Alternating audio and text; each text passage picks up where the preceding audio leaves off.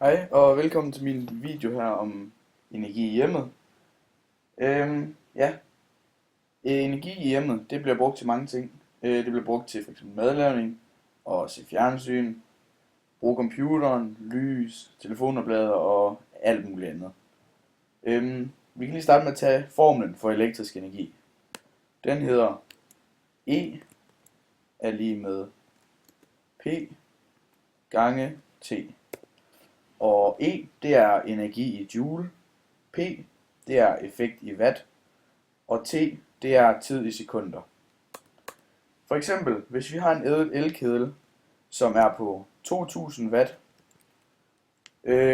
og den er tændt i 5 minutter, så overfører den 600.000 joule i energi, fordi vi siger 2000 gange 5 gange 60, og det giver så 600.000. El, det plejer også at blive afregnet i kilowatt-hour, og det koster cirka 2 kroner per kilowatt-hour. Og 1 kWh, det svarer til 3,6 millioner joule. Så vores elkedel, den overfører altså 600, så siger vi så 600.000 divideret med 3,6 millioner. Det giver så 0,17, så den producerer altså 0,17 kWh. Og for at regne det ud i kroner, så siger vi 2 kroner gange med 0,17 kWh, og det giver så 0,34 kroner for at have den tændt i 5 minutter.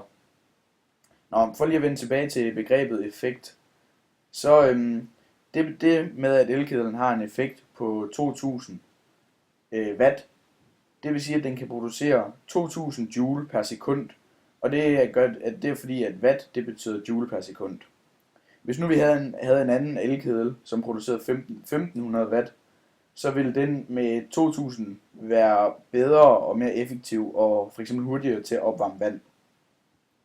Den elektriske energi, som kommer ud af stikkontakten, den bliver omdannet til termisk energi, når det kommer ned i vandet. Og her er der tale om et begreb, som hedder nyttevirkning.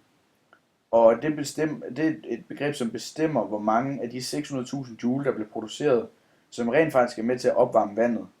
Og det er fordi, at der er aldrig energi, der forsvinder. Det bliver bare omdannet, så det er ikke al energien, der kommer fra elektrisk energi og så over til termisk energi.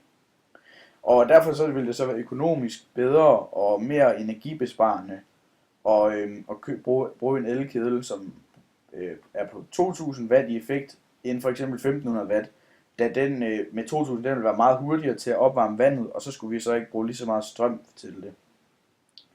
Ja, og så er der et begreb, som hedder specifik varmekapacitet, og det er, det fortæller, hvor meget energi, der skal bruges til at opvarme 1 kilo af et stof med 1 grad.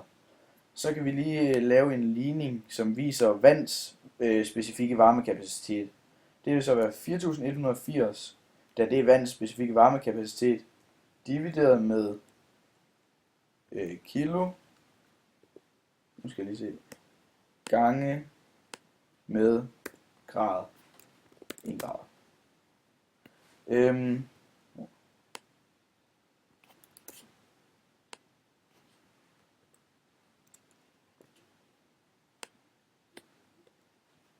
Sådan der.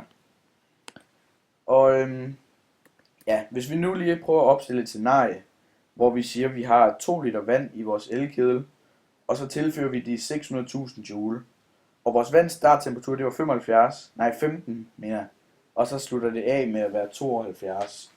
Så kan vi regne vandets energi ud ved at bruge den her ligning. Nu skal jeg lige hurtigt se, om jeg kan lige sætte den ind. E er lige med M gange C gange delta T. Og hvor E, det er så energi i joule.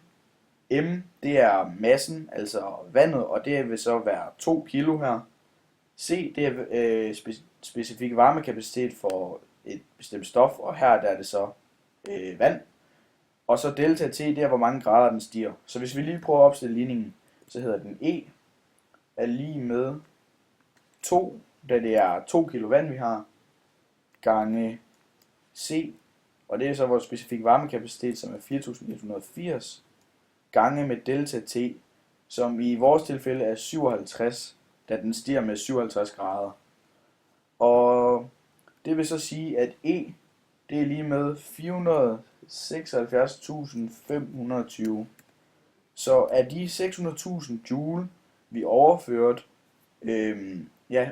til vandet, der er det kun 476.520 af dem, der egentlig er blevet brugt til at opvarme vandet. Ja, og så kan vi så udregne vores elkedels